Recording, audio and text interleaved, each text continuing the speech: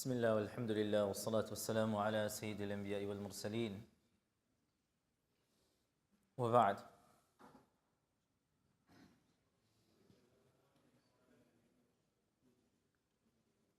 One of the things about Islam that brings pride to every Muslim is the absence of doubt, shak, shubha, and the presence of yaqeen. Meaning, what makes Islam special is that when I say La ilaha illallah, when I read from the Quran, when I read the Hadith, I know that what I am reading, what I am saying truly comes from Islam. If you speak about any other faith, and somebody's reading from the Bible, they're reading from the Torah, they're reading from the New Testament, the Old Testament, they're reading from the Vedas, the Hindu scripture, whatever the case may be, if they're reading from it, ask any of the adherents of that faith, and when they're reading it, they are reading it, but they're not sure whether this was actually from the original founders or not. That's what makes Islam unique, in that it's authentic, it's reliable. And this idea of authenticity and reliability and certainty is found in everything that we do. And that is the basis of the hadith that we're going to be covering today. Ali ibn Abi Talib radiyallahu ta'ala anhu, he says that the Prophet sallallahu alaihi wasallam, it also comes from Hassan radiyallahu anhu, the grandson of the Prophet sallallahu alaihi wasallam, who say that the Prophet alaihi wasallam said on one occasion, دع ما يريبك إلى ما لا يريبك. دع ما يريبك إلى ما لا يريبك. Leave those things that give you doubt for those things that do not give you doubt. دع ما يريبك. راب يريب in Arabic means those things that make you uncomfortable, those things that make you unsettled. دع ما يريبك إلى ما لا يريبك. And hold on to those things that are uncertain. This is not only a philosophy of our deen, this is a philosophy of life. The Prophet ﷺ is giving us very strong advice on how we ought to live our lives. First are things related to our deen. Whenever I'm presented with an option, and there's two ways of looking at it, it's either permissible or impermissible. It's either lawful or unlawful. When I have this uncertainty, دع ما يريبك إلى ما لا يريبك, I will leave what is uncertain and go for what is certain. This happens very often. You know, sometimes I'll be going outside and I'm wondering, is something halal, is it not halal? I want to buy something and I'm not entirely sure whether it was acquired through halal means or not. You know, subhanAllah, the other day, one of my students, he came up to me and said, you know, my friend, he offered me a phone for a very good price. One of my friends, he's offering me a phone for a very good price. Am I allowed to get it or not? Because it's unreasonably cheap. Like a brand new phone that should cost $1,000, he's selling it to me for $400. And I know it's not only because of our friendship, because we're not that close. I still call him a friend, but he's not going to sacrifice $600. And I said, tell me the truth. Do you really think he's giving you a discount, or do you feel he stole that phone? And he said, honestly, in my heart of hearts, I feel that he didn't actually buy that phone. He stole it from somebody and he's selling it to me. I said, look, it's possible that he got it through legitimate means, and for whatever reason, it costs $1,000 and he's giving it to you for $400 because you're such a special person in his life. Or the alternative, that he got that phone through an unlawful means and now he's trying to make a quick turnaround and make money, and you're going to become the culprit as well. دع ما يريبك إلى ما لا يريبك. And he says, you know what, you're right, I will rather not take that phone because it's unreasonably cheap. And the person also has a bad track record. Again, this idea that when we're offered options, it's easy to go with what is convenient. It's always easy to go with what is convenient, but we need to sit down and ask ourselves, is this legitimate or not? It happens all the time. I'm going outside to eat, and again, I don't want to harp on the issue of halal and haram too much, but it's very important that I want to go out and eat, and I'm not entirely sure if what I'm consuming is halal or haram. So I hear from one person who heard from another person who said that he saw somewhere that a WhatsApp message said to him that something is maybe halal. So I said, all right, you know what? This is enough reason for me to trust this person. So I'm going to go, and I go inside. There's absolutely no sign, no justification, nothing. So I'm going to just, mashallah, tabarakallah, go and consume the food. Subhanallah, on one occasion, I was sitting with a group of people, and, they're just talking, and one person is saying to the other person that, I went to this particular restaurant, and mashallah, I heard from someone that the food is halal. So he asked him, like, what did you eat? And he's like listing everything. He's like, I ate the chicken burger, and I ate the lamb kebabs, and I ate this, and I ate that. And he's listing all of these things. And he got a bit concerned. And he said, I hate to break it to you, but, there is word that it's possibly halal, but only this particular thing is halal. And he says, Inna lillahi wa inna ilayhi raji'un. He's like, when I thought it was halal, I thought everything was halal. So I just went and I got everything. And he found out that only the chicken was halal, but the lamb and this and that, none of that is halal. And again, this is not for us to start pointing fingers at people about halal and haram. That's a different discussion. The question about halal and haram food, I understand, can be very divisive in the community. Let's put that to the side for right now. The question is about certainty. When I am confident of something versus when I'm not confident in something. So this is something related to our deen as well, in general. I have a lot of youngsters, they'll come to me and say, Shaykh, what's the opinion on music? I heard that there's a difference of opinion. Some people say you can listen to it, some people say you can't, and what do I do? Or like, there's this one thing over here, I want to do it. It seems like the scholars are, disagreeing. Oh, should I dress up for Halloween or something? I heard somewhere that it's permissible. I said, listen, put everything to the side for a moment, and I just want you to think. Just think for a moment. If every single time you hear something, yes or no, you're going to act on it, think about how unstable your deen will be. The thing that we pride ourselves in about Islam is certainty. That I do not, when I read the Quran, and I say, Alhamdulillahi Rabbil Alameen Ar-Rahman Ar-Rahim, do I ever think, some people say it's from Allah and other people say it's not from Allah? No, there's no doubt. It is from Allah subhanahu wa ta'ala, there's no doubt about it. When I say, Qala Rasulullah sallallahu alayhi wa sallam, I have confidence that this is coming through in isnad from Allah subhanahu wa ta'ala's messenger. That's where I have confidence. That same confidence should also guide us in our deen. Rasulullah sallallahu alayhi wa sallam, he says that there is al-halalu bayyinun wal-haramu bayyinun wa baynahuma umurun mushtabihat. What is halal is clear. What is haram is clear. وَبَيْنَهُمَا أُمُورٌ مُشْتَبِهَاتٌ. There are doubtful things in between. And then Nabi Sallallahu Alaihi Wasallam, this is beautiful advice. Nabi Sallallahu Alaihi Wasallam says, whoever avoids what is doubtful, فَقَدْ اسْتَبْرَأَ لِدِينِهِ, they are safe with their deen. Look, there's halal, there's haram, and there's doubtful things. What do? We use the doubtful to pick and point fingers at other people. Hey, look at this person, he's doing this. Look at that person, he's doing that. Whenever we talk about doubtful things, never talk about why other people are doing what they're doing. Let people do what they're doing. I need to ask myself, when something is doubtful, why am I going with it?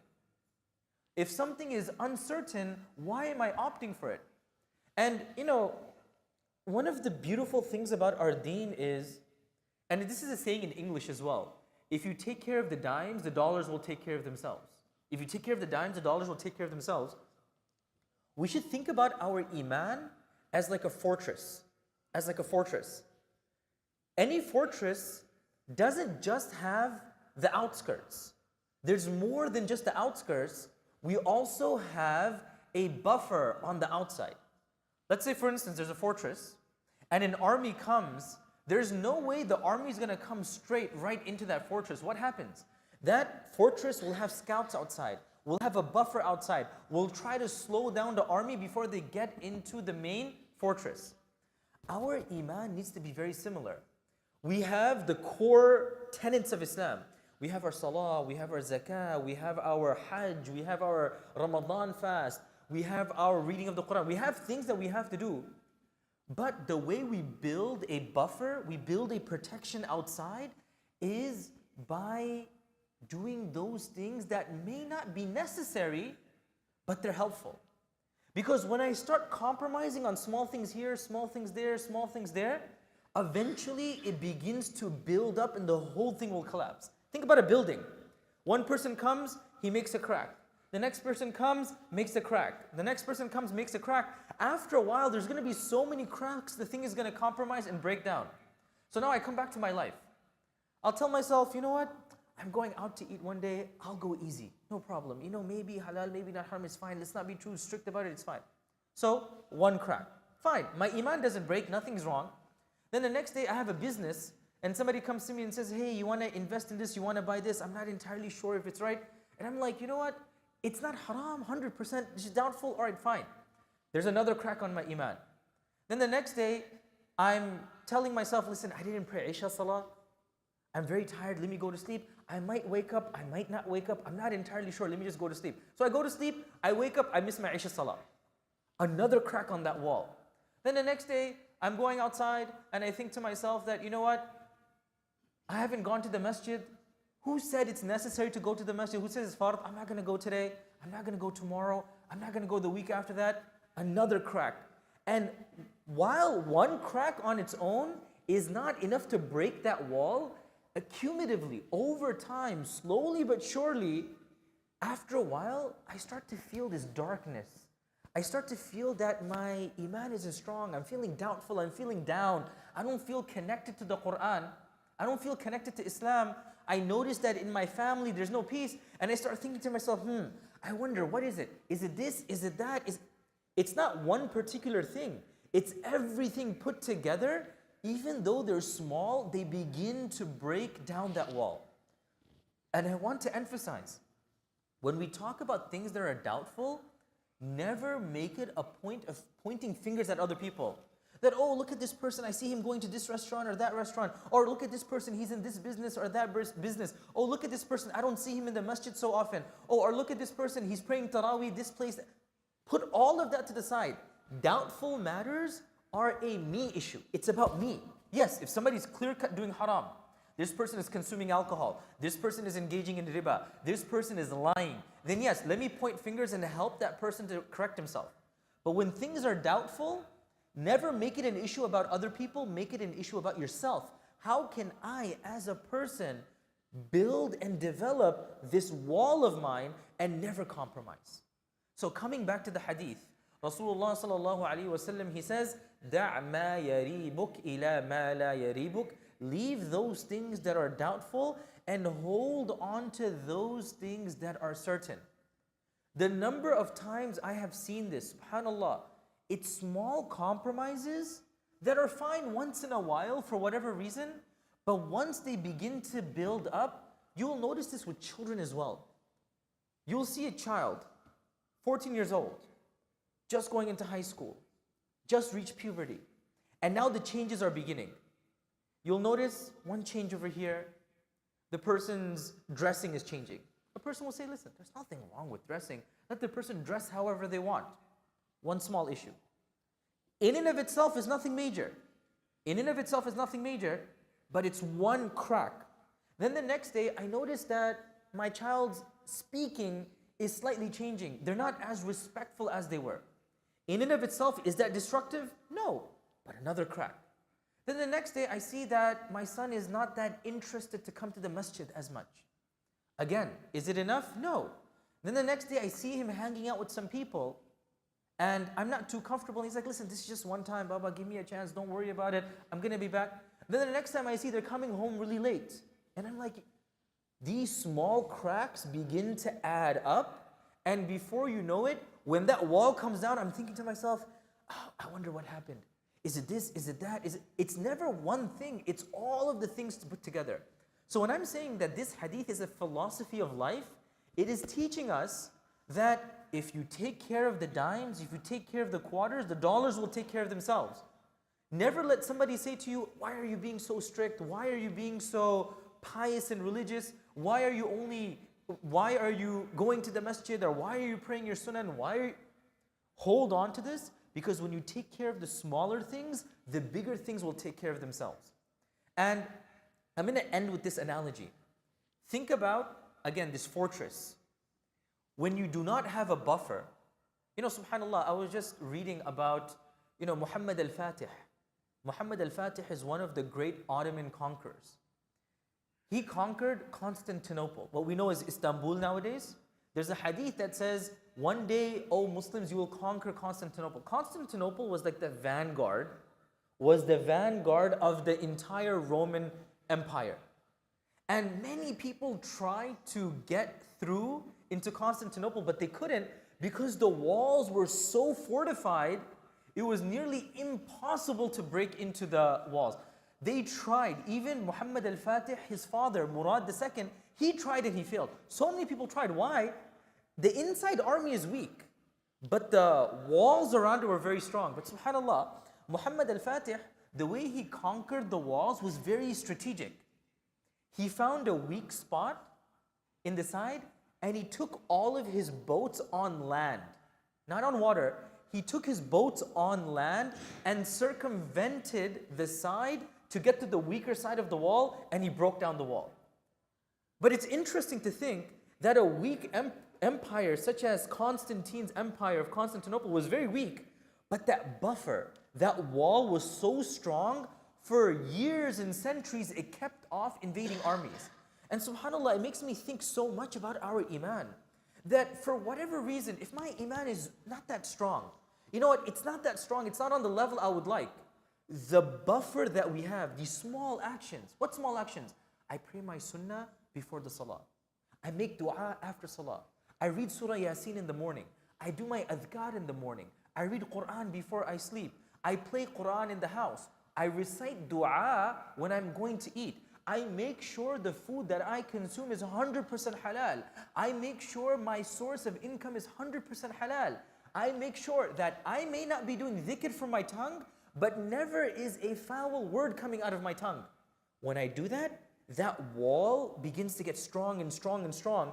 Even though I'm a weak person, and for whatever reason my iman might be weak, if shaitan and his armies are coming, that wall will at least keep up the defenses for long enough. So in conclusion, let's remember this hadith, a philosophy of life. دَعْ مَا يَرِيبُكْ إِلَى مَا لَا يَرِيبُكْ. Leave what is doubtful and hold on to what is undoubtful. And subhanAllah, in one hadith it comes, وَإِنْ أَفْتَاكَ الْمُفْتُونَ. Even if a mufti gives you a fatwa, still hold on to what is certain. This is not talking against the muftis or whatnot. Whatever happens, let people say what? Remember, it's not about other people, it's about me. If there's a big mufti saying this is possible, that's possible, I respect his opinion, but as an individual, I'm going to hold on to what is certain. May Allah subhanahu wa ta'ala grant us fortification around our iman. May Allah subhanahu wa ta'ala allow us to hold on to what is certain and avoid those things that are doubtful. And may He never allow us to fall into things that are doubtful so frequently that even our iman eventually becomes doubtful. Ameen ya Rabbil Alameen. Subhanallah wa bihamdik. Subhanakallahumma wa bihamdik. Ashhadu an la ilaha illa anta astaghfiruka wa atubu ilayk. Jazakumullahu khairan. Wassalamu alaikum wa rahmatullahi wa barakatuh.